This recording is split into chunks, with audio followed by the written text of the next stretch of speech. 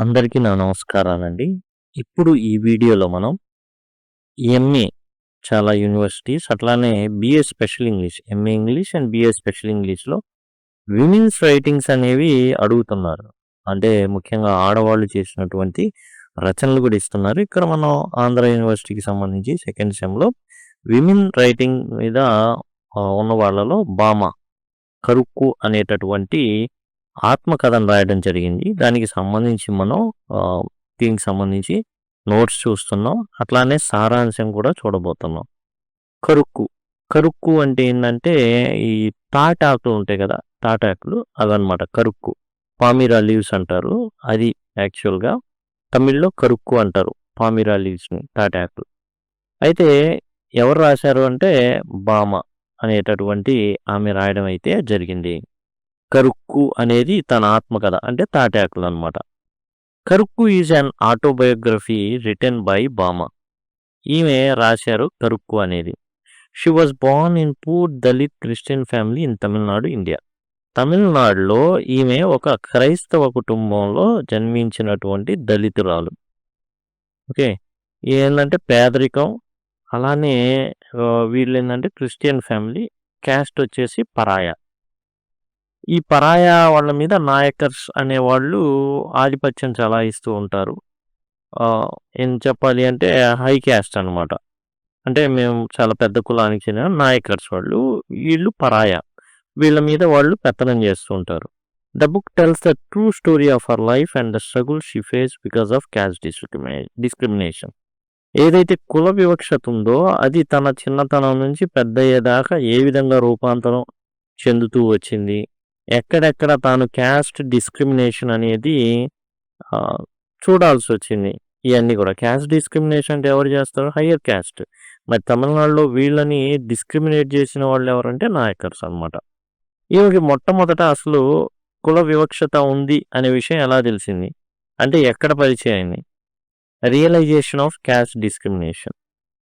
ఈ కుల వివక్ష, వర్ణ వివక్ష అయితే మనం చూసాము, స్వాతంత్రం పొందాము, అవన్నీ ఓకే. ఇప్పుడు కుల వివక్షత అనమాట.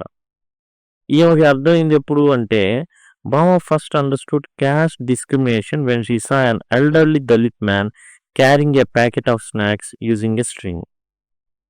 ఒకసారి భామ ఈమె చిన్నతనంలో స్కూల్కి వెళ్ళే టైంలో ఒక కొట్టుకు వెళ్ళినప్పుడు ఒక పెద్ద ఆయన, చాలా పెద్ద ఆయన ఏం చేశాడంటే స్నాక్స్ ప్యాకెట్ని దారంతో కట్టుకొని తీసుకెళ్తున్నాడు. యాక్చువల్‌గా ఇప్పుడు లోపల ఫుడ్ ఉంటుంది, స్నాక్స్ ఉంటాయి. ఇప్పుడు దాన్ని కవర్ ఉంటుంది. ఆ కవర్‌ని పట్టుకున్నంత మాత్రాన ప్రాబ్లమ్ ఏమి ఉండదు కదా! ఇప్పుడు కవర్ లోపలియి ఏం టచ్ కావు, మురికి కావు. మరి అలాంటప్పుడు ఈయనేంది దారం కట్టుకొని మరి దాన్ని అట్లా దారం సహాయంతో తీసుకెళ్తున్నాడు. అది చూసి చాలా నవ్వొచ్చింది ఈమెకి.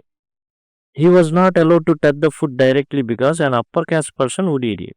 యాక్చువల్‌గా ఏంటి ఇదంతా చూసి వింతగా నవ్వుకొని తన బ్రదర్ దగ్గరికెళ్ళి చెప్తుందనమాట. ఇట్లా నేను చూసాను ఒకాయన చాలా వింతగా ఓ దారం కట్టుకొని మరీ తీసుకెళ్తున్నాడు అనేసి చెప్పినప్పుడు వాళ్ళ బ్రదర్ చెప్తాడనమాట. వాళ్ళు ఇప్పుడు ఆ దారం కట్టుకొని వెళ్తున్న వ్యక్తి పరాయ, మన కులపోడు. మరి పెద్ద కులం అయినటువంటి నాయకర్లకి ఏందంటే వీళ్ళు టచ్ కూడా చేయకూడదు ఆ స్నాక్స్ దాన్ని. వాడెళ్ళి దారం సాయంతో అట్లా ఇస్తే వాళ్ళు స్నాక్ ప్యాకెట్‌ని పట్టుకొని దించుకొని తింటారు అని చెప్తాడు. అసలు ఎంత ఇదా అంటే మనం ఇస్తే కనీసం తర్వాత చాలా సంఘటనలు చూస్తుంది ఈమె. ఏందంటే ఏదైనా వాటర్ ఇవ్వాలన్నా గానీ 4, 5 అడుగుల దూరంలో ఉండి ఇస్తారు ఆ నాయకర్స్ అనేవాళ్ళు. ఇట్లాంటివి చిన్నగా చూడడం మొదలుపెట్టింది. పెరిగి పెద్దయ్యే కొద్దీ ఆ వివక్ష స్థాయి కూడా పెరుగుకుంటా వచ్చింది. దిస్ డీప్లీ ఎఫెక్టెడ్ భామ. ఈమెకి చాలా చాలా బాధేసింది. This made her aware of the unfair treatment of Dalits in society. ఈ యొక్క దళితుల పట్ల సమాజంలో జరుగుతున్నటువంటి వివక్షత అనేది ఈమె కళ్ళకు కట్టినట్టు తెలిసిందనమాట. చిన్నగా అర్థం చేసుకోవడం మొదలుపెట్టింది. స్థలాల ఈ పరాయాస్‌కి ఎవ్వరికీ లేవు. కూలీలుగా పనిచేయడమే.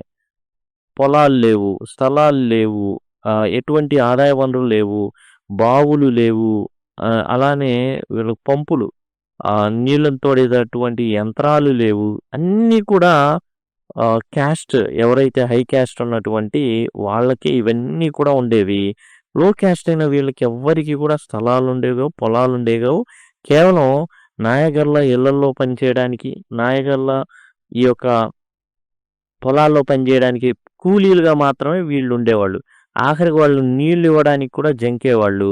నాయకర్స్ కొన్ని అడుగులు దూరంలో నిలబడి ఇచ్చేవాళ్ళు. Discrimination in school. సరే, బయట సమాజం ఎట్లా ఉంది, తన దాకా రాలేదు. కానీ తన దాకా వచ్చినటువంటి సందర్భం ఏంటంటే పాఠశాల.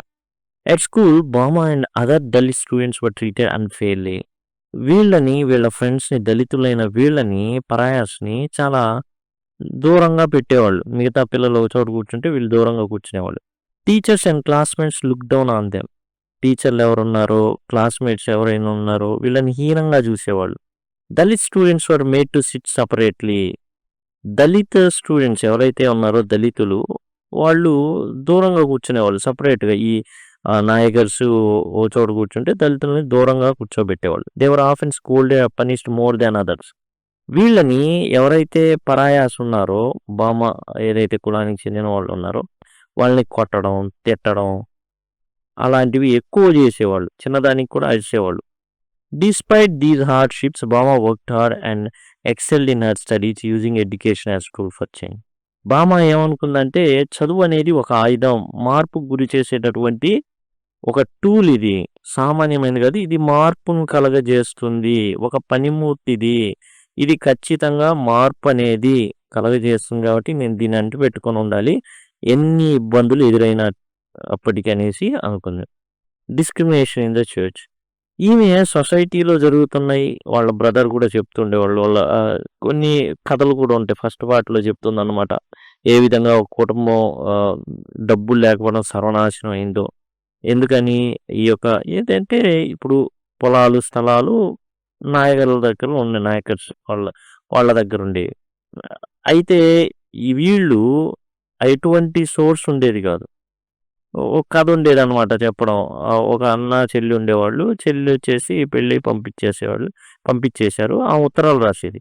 ఆ ఉత్తరాలు రాస్తే ఈ అన్నకు కూడా పెళ్ళి అవుతుంది, వదిన ఉంటుంది కదా, ఆమె ఉత్తరాలు దాచిపెట్టేది. కానీ ఒకసారి ఉత్తరం వచ్చే టయానికి ఈ అన్న ఇంట్లో ఉంటాడు. చూసి తన ఏం చేస్తాడంటే చెల్లిని తీసుకొచ్చుకుంటాడు. చెల్లితో పాటు 7 సంతానం ఉంటుంది ఆమెకి. ఈ వదిన ఏం చేసిద్ది, వాళ్ళందరికీ తిండి పెట్టకుండా నాన్న అరచాట్లు పెట్టి ఈ అన్న లేని టైంలో తరిమేసిద్ది. వీళ్ళు ఏం చేస్తుంది, తన బిడ్డలతో సహా నూతిలో దూకి చచ్చిపోతుంది. కోపంతో అన్న తట్టుకోలేక ఏం చేస్తాడంటే భార్యని తగలబెట్టేస్తాడు. ఇతను కూడా చచ్చిపోతాడు. ఈ విధంగా ఉంటుంది సొసైటీ అనేది, ఇంత భయంకరంగా ఉంటుంది ఈ యొక్క పరాయాస్ది అనేసి ఏదైతే జరిగిందో ఆ యొక్క ఊర్లో అది చెప్పడం జరుగుతుంది అనమాట.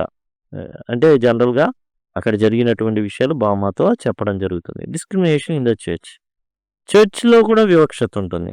బామా a Christian expected the church to treat everyone equally. యాక్చువల్గా దళితులు క్రైస్తవులుగా మారింది ఏంటంటే ఈ క్యాస్ట్ సిస్టమ్ నుంచి తమను తాము రక్షించుకోవడానికి. వీళ్ళు ఎందుకు మనకి అంటే ఈ రిచువల్స్ అన్నీ జరపాలి, క్రతువులన్నీ జరపాలి, వీటన్నిటికీ డబ్బులు కావాలి, తట్టుకోలేరు, పెట్టుకోలేరు, కష్టం. కాబట్టి ఈ క్యాస్ట్ ఏదైతే ఉందో దాని నుంచి దూరంగా వెళ్ళాలని క్రైస్తవం మాట. However she realise that caste based discrimination existed even then. చర్చిలో కూడా అంతే. స్కూల్లో ఏదైతే అప్పర్ క్యాస్ట్ వాళ్ళు హై హ్యాండ్గా ఉండి ఉన్నారో, క్రిస్టియన్స్గా ఉన్నటువంటి upper caste Christians look down on Dalits. ఇక్కడ కూడా సేమ్ స్కూల్ సిస్టమే. ఆ హై క్లాస్లో ఈ అప్పర్ క్యాస్ట్ ఎవరైతే ఉన్నారో వాళ్ళందరినీ పెద్ద పెద్ద చైర్లలో కూర్చోబెట్టడం, లేదా మంచి చోటు కూర్చోబెట్టడం, అండ్ దళిత్స్ని చాలా నీచంగా చూడడం, and separated them during church services. అసలు సపరేట్గా ఉంచడం. అండ్ బైబుల్ ఏం చెప్తుంది, ఈక్వల్గా చూడండి, ప్రేమించండి, నిన్ను వల్ల నీ పొరుగు వాడిని ప్రేమించండి అన్న. ఇక్కడ పొరుగు వాడిని ప్రేమించడం ఏముంది, అందరినీ సపరేట్ చేయడమే కదా. దిస్ మేడ్ బామా question the true meaning of religious teachings.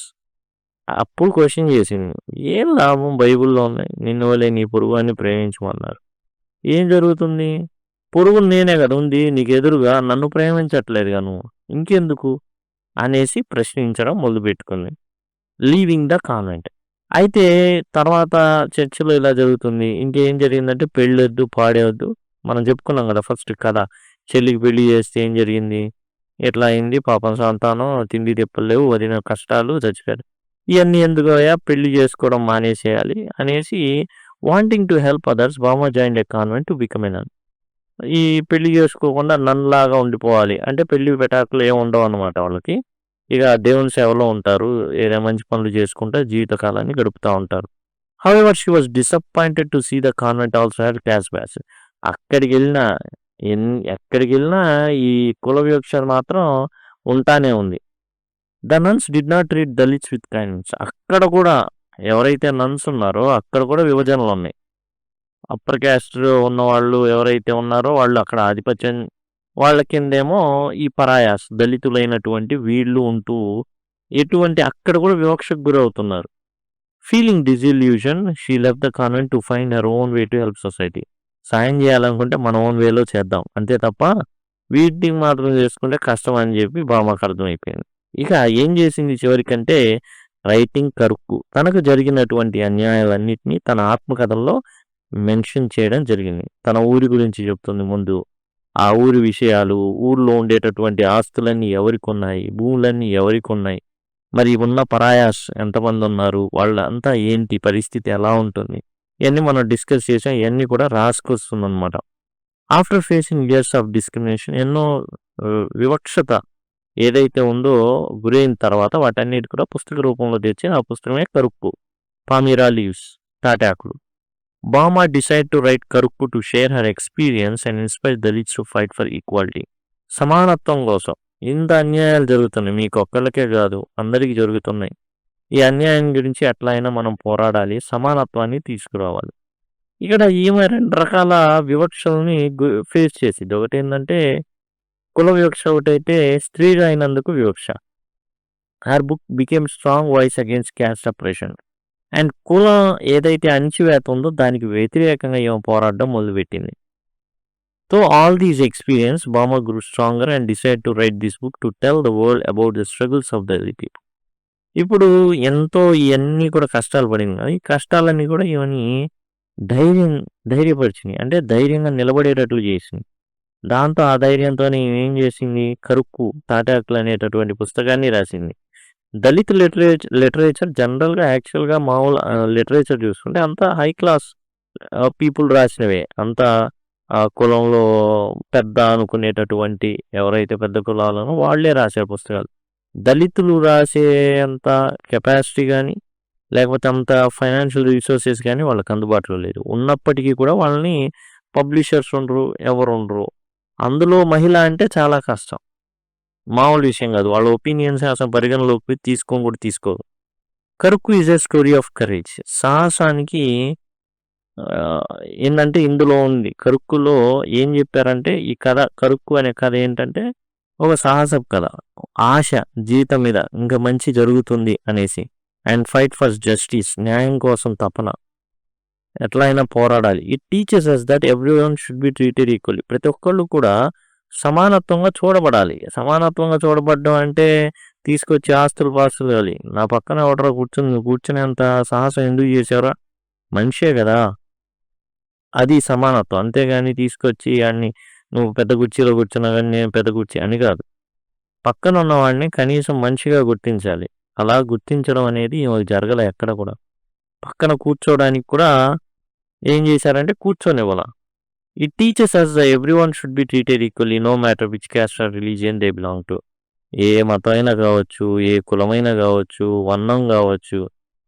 మనం ఏం చేయాలంటే కొంత మనిషిని మనిషిగా చూడడం అనేది నేర్చుకుంటే మంచిది. మానవత్వం కలిగి ఉంటే మరింత మంచిది. ఇదండి బామ్మగారు రాసినటువంటి కరుక్కు.